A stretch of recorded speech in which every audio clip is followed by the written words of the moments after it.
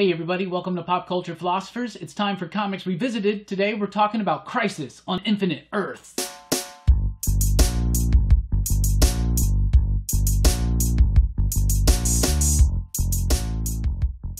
That's right everybody, thanks for checking out the video. I am Rockin, Robbie Billups. This is Jelani, Bullard. And we are going to be talking about Crisis on Infinite Earths by Marv Wolfman and George Perez, the DC comic book that came out in 1985 and completed in 1986, coinciding with the 50th anniversary of DC Comics. And first of all, Crisis on Infinite Earths started... It wasn't the first maxi series crossover type thing. I think Secret Wars was before that, right? But it really did kind of set the precedent, along with Secret Wars, for having these like game-changing, line-wide crossover maxi series, kind of the big event. Right. Like event comics didn't really exist until things like Crisis on Infinite Earths, and because Crisis on Infinite Earths had such an extreme impact on DC all across its publishing line. Like, it completely rebooted everything. This was the first reboot, you know, that happened. Big deal, big deal. Marv Wolfman, basically, Jelani, thought that DC had become a tangled mess of continuity, right? Why was that? They're stuck because they had, like, 3 different Superman books. And there's an Earth 2 where they have the JSA, and then you also have the Justice League on another Earth. Yeah. And they always have these different continuities, and there was just too much out in the field, and it gets confusing when you're trying to tell a story, and you're selling books to adults and kids alike. They didn't think it was reader friendly. Right. And it was too much. I mean, they're godlike characters, and what do you do with these godlike characters in a threat like this? Yeah. And they needed something like that to fix all of these layers. Like, you get, 2 Wonder Woman stories, you get Huntress, you get Huntress is the daughter of Batman who's dead on the Earth. Yep.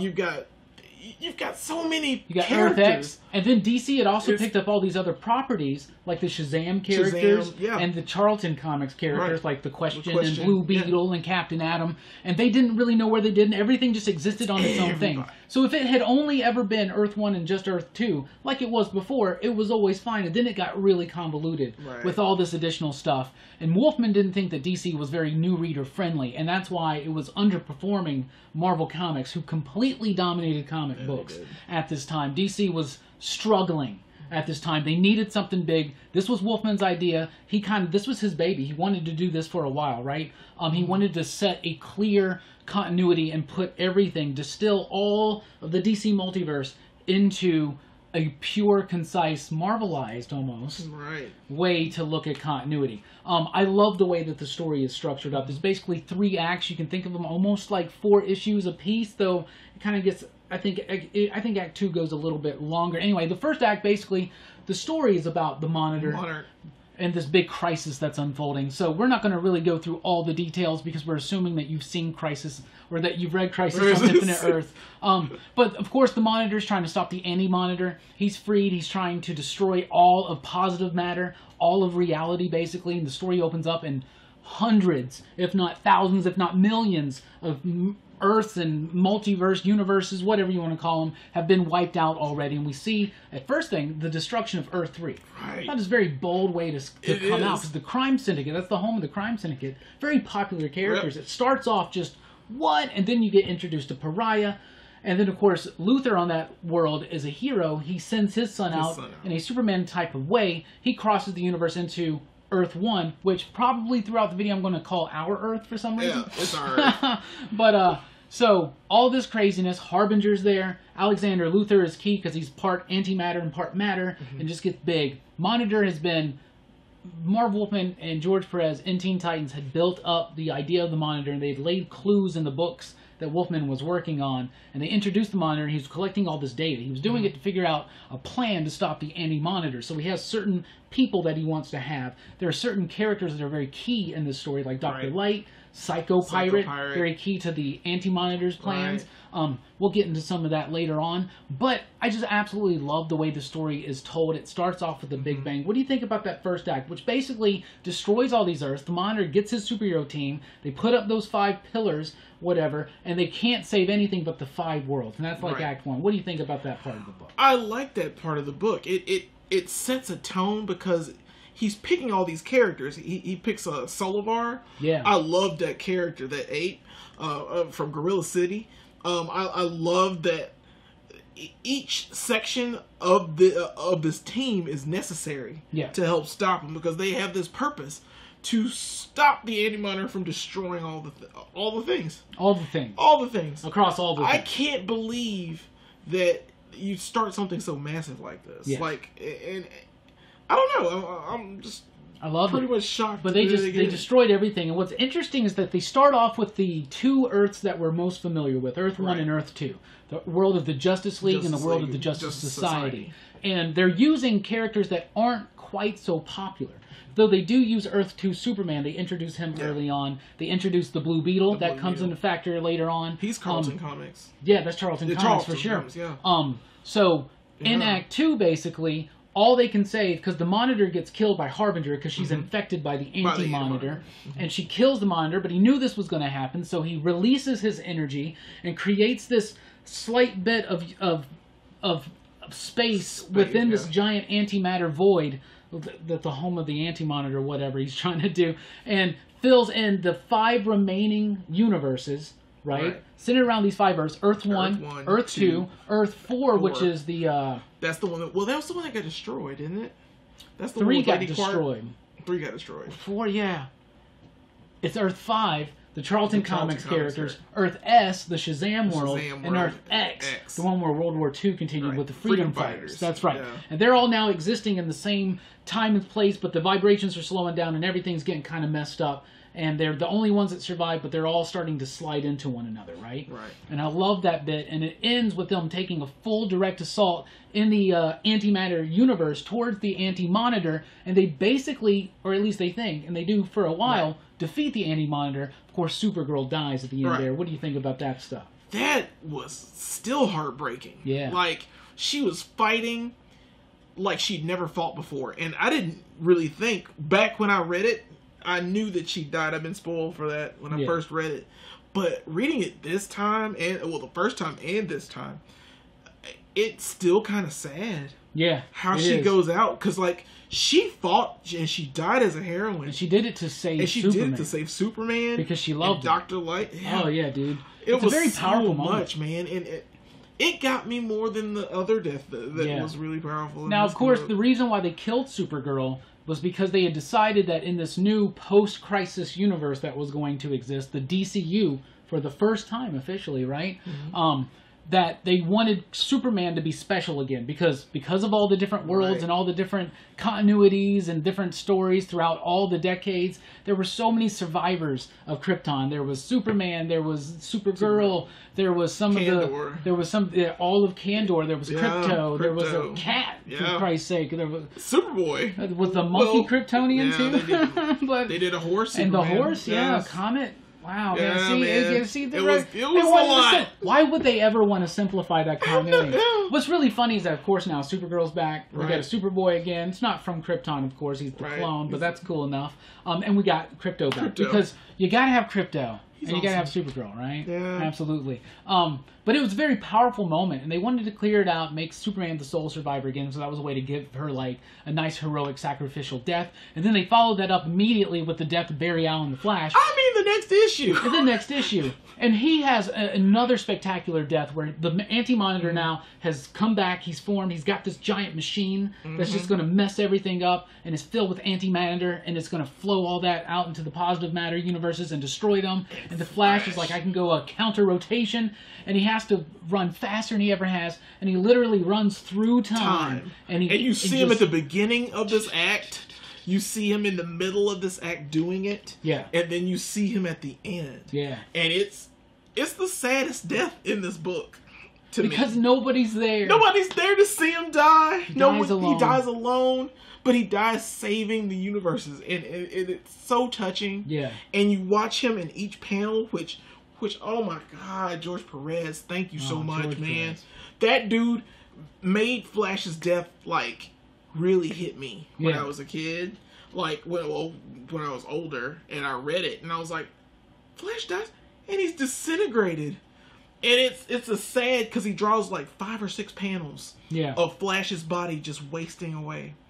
And it's some of the best. It's still heartbreaking to me. And it's only 2 pages. Yeah. But it's a lot on the page. Yeah, there is. Of course, it goes unnoticed for a moment, but everybody does eventually find out about Barry's sacrifice. And of course, throughout this whole book, Barry has been captured by the Anti-Monitor because he's the only one who can freely flow between the universes, so he wants to take him out. The Anti-Monitor also has Psycho-Pirate.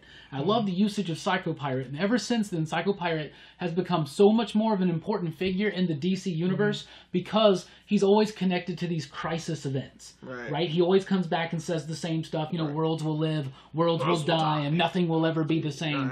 And that was the promise, and I really feel like DC did that promise. Now, Marv Wolfman didn't want to kill Barry Allen, apparently. He was kind of told to because they thought Barry Allen had gotten a little bit boring. They wanted to set Wally West up for the new Flash. Basically the Flash that we grew up reading.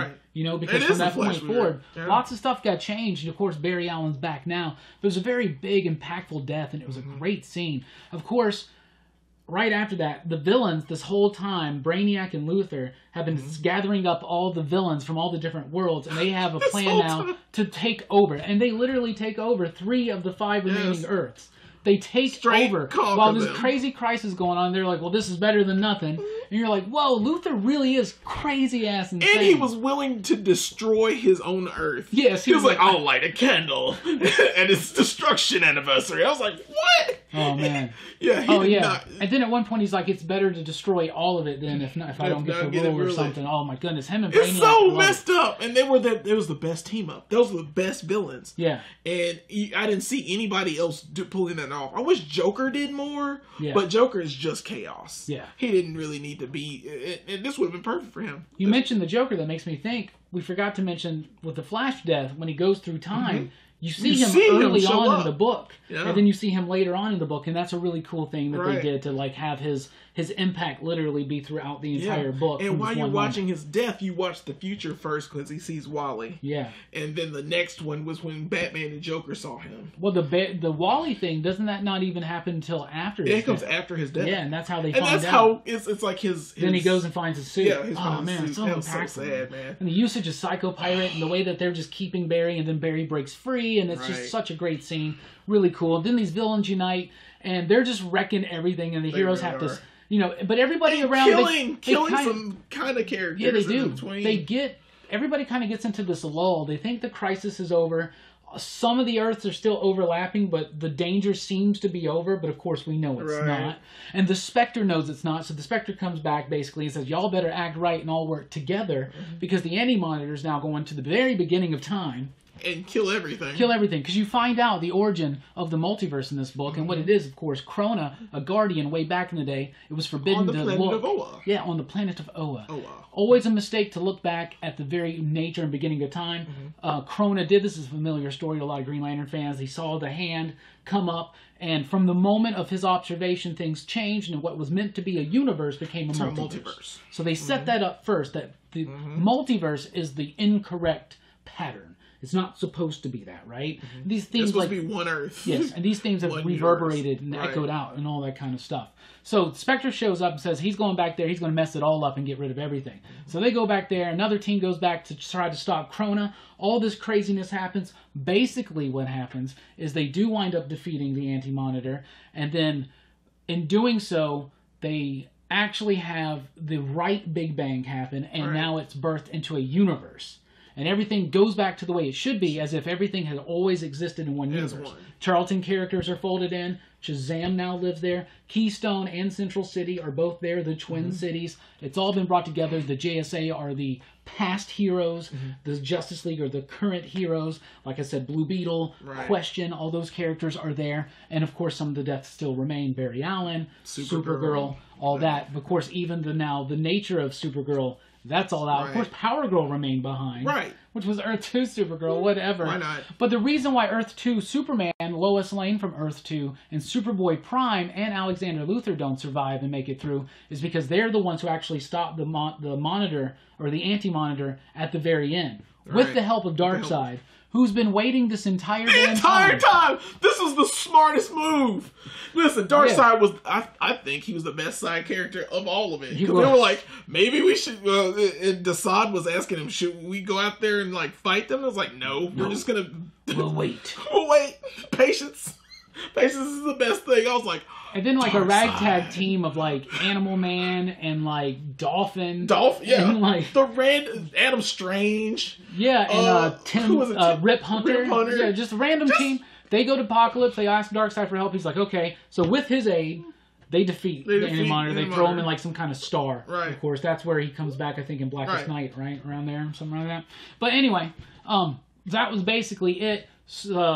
Then the Superman and Lois from Earth 2. Alexander says, oh, I have Lois here. And then them, along with Superboy, Prime, go off into this paradise dimension. Right. And sacrifice themselves so that the new kids can have their go at the round. Of course, that comes back to bite everybody in the ass in Infinite Crisis. We'll probably get to that maybe next season. We should do the Crisis trilogy. We do the Crisis. Yeah, Infinite. It has sad death too. Yeah, it does. Yeah. Oh. Yeah, man. Oh, they break your heart. This really did start that idea of the Crisis event at DC, of doing a reboot in story.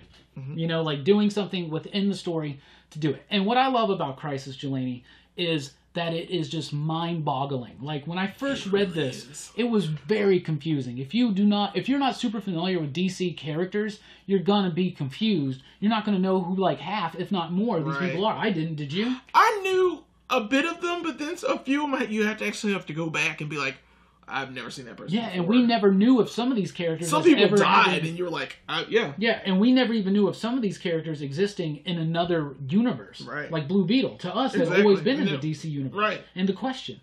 There was no question about it. Like, well, I don't understand. So it was confusing as far as that goes. The story is actually kind of simple. Yeah. And it makes sense, but it's the first notion I ever had, Jelani, of these crazy, almost meta type ideas of like wiping out reality with just as the wipe sweeps across. Right. And these big multiverse. Like this is probably my first understanding of a multiverse. Was reading stuff like Crisis on Infinite Earths. And it's really encouraged a lot of the stuff that I read and love today. I just love the epic scope. You're talking about authority. Exactly. Like a couple weeks ago, right? Yeah, exactly. And Crisis, you were talking about the scale of authority? This was Earth. Crisis on Earth. This book right here is infinite. I don't think this book, as far as scale, has ever been topped. Secret Wars is basically Marvel's version of this, and it's really good. It's good, and it actually is. I would say that it's better than this, but it's not on the scale of this. Yeah, because it's an easier to digest read. Right, but this has a lot of meat to it. I think this is a masterclass in DC character. Yeah. This is a who's who right there. Absolutely love it. We'll throw a link down below. But another thing that's really beautiful about this artwork is. About this book is the artwork. Take it away, man. George Perez, man. George Perez. I've met George Perez like on 3 different occasions, and I always forget to ask him how he came up with the artwork for this book. Every time, because I'm in awe of the dude. He says it's one of the most fun experiences he ever had. And he wasn't the first one they wanted. He wanted to do this. He's like, I want to draw everybody. Yeah. This is going to be fun. And he found a way to put every detail in. Oh yeah. There's a couple of panels where you show all the heroes. All the heroes from these Earths are together. Like that one when they're all in the Monitor satellite. Oh my goodness. And it's everybody. And I'm like, he drew everyone. And I was like, this is clean. Yeah. And like, it's hard to read sometimes because like panels will start over here and word balloons will go around and you just have to follow it. And then there's like an entire issue of the Monitor tapes at the bottom while you're reading. Yeah. And I'm like, wow. This deal, they wanted to make sure they got this right. Yeah, they briefly mention things that are elaborated on in other books. There's like, 30, 40 probably tie-in books that actually elaborate a lot more on stuff, including all the Superboy Prime stuff. Because if you just read the book, he just shows up. Right. And you're like, who's this dipshit? Well, you'll find out in about 25 years or whatever. But George Perez's artwork's great, incredibly detailed, intricate. He took the time. It's laid out perfectly. They started writing this stuff, came up with this idea. Marv Wolfman always had this idea kind of running around his head. Originally, the Monitor was called the Librarian. I like the Monitor. Could you imagine the anti-librarian? What would that be? Don't read. Be as loud as you want. Be as loud as you want. Don't read. We just wrote a parody. We just came up with a parody. Really fun. But they started work on it. But one of the things they did was they actually hired a guy to go and read every single comic book that DC had ever published. That's nuts. And catalog everything right there. So Marv Wolfman and George Perez had access to it. One guy. Took them 2 to 3 years to do it. So the book got delayed, then they realized, well, the 50th is coming up, so they tied it in with that. So the book, initially, they started working on it, like, in the early 80s. But yeah, wow. That is insane. The Lady Quark and Lord Volt, that world. Earth 3. I think that was 4. Was it 3 or 4? I think it was 4. I think this is 4. See, this is why they did it. Yeah.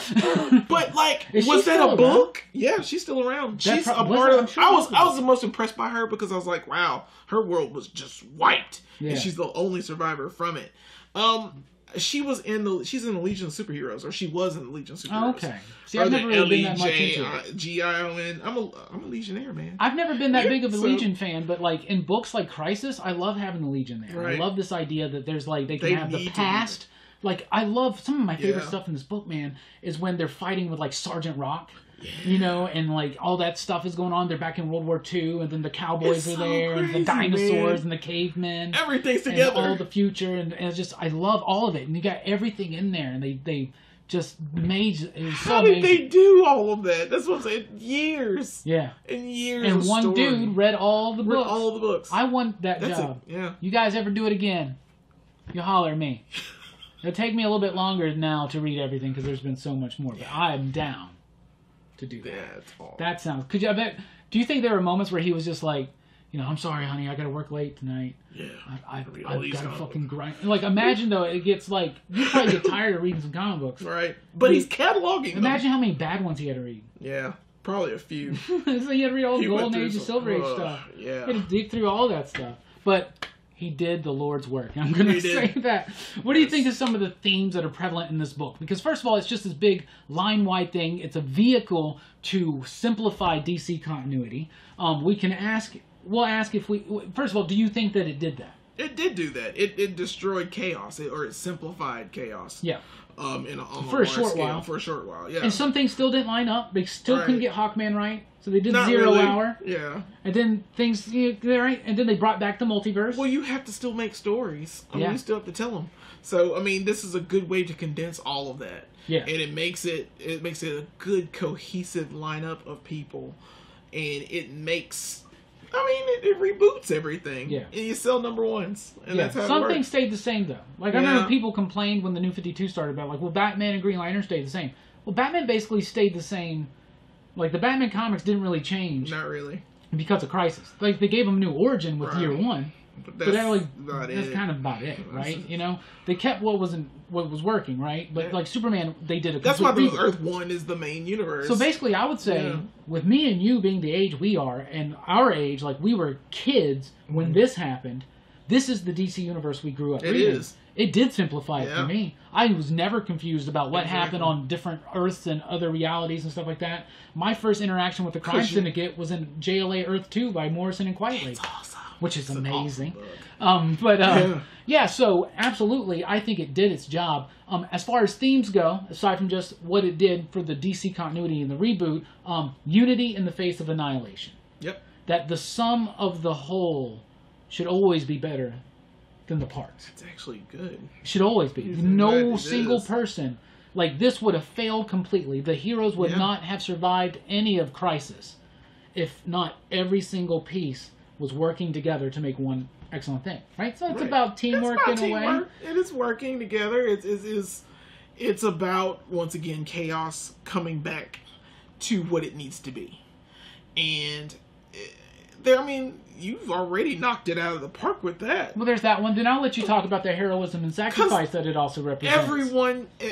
Everyone that died had a purpose in dying. Even Dove from Hawk and Dove had like one of the most impactful. They killed Aquagirl too. They killed Aquagirl. Yeah, it just happened. And they like led you on for so many pages until they finally were like, no, she's dead. And you're like, what? Yeah. Aquagirl, never even got to know her. It just happened. Of course, Tula's back now. Yeah. Anyway. way too low. But the heroism, the sacrifice, especially the Supergirl death. Supergirl's death is impactful because she was fighting for, like you said, for love. And it affected Superman. It really did. He was going to kill. Yeah. Because of it. And who's calmed him down? Superman. I love their relationship. Clark and Uncle Clark. Yeah. He's my namesake. I love it. He walked in like he was the editor. He was the editor of the Daily Star. Yeah. Mm-hmm. And I love how Earth 2 Superman, Golden Age Superman, always refers to Silver Age. He's the best of all of us. And then, Silver Age Superman always looks at, Earth 2 Superman is always like, he is the beginning. He's the birth. He's the best of all of us. And I just love their respect. It's so cool. It is. And they're both Superman. Superman is his own best daddy. Yeah, he is. Or uncle. Let's view it as uncle. Yeah. Yeah, let's do that. Right.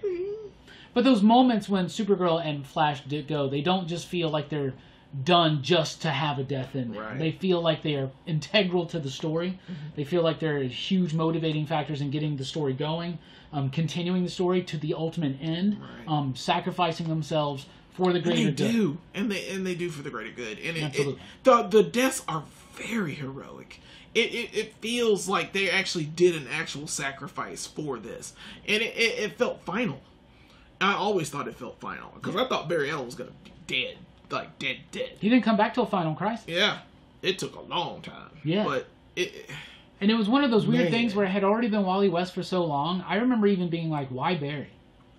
Because Wally and West now, ever since Barry came back, Wally's just been dangling around and misused and mistreated a lot by Didn't they put him in Titans again? Yeah, but then they just did Heroes in Crisis, where he went kind of nutso, and because he remembers the life before.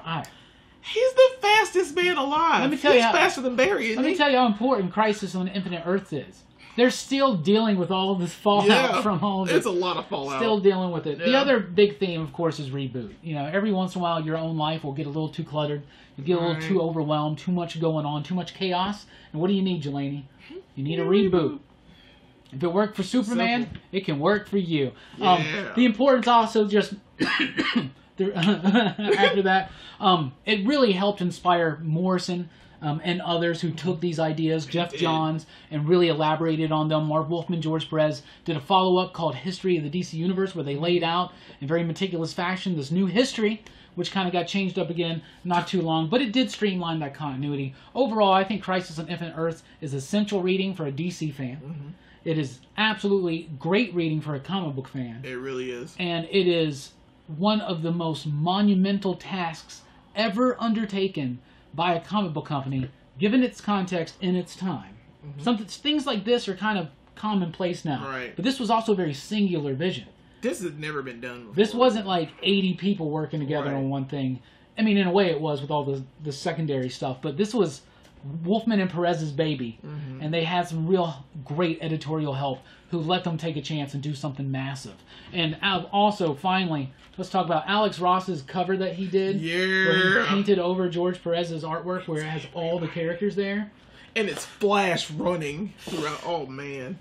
Oh. Final thoughts, Crisis. How important is it? Man, it's very important. To the world. It is DC. It is DC must read.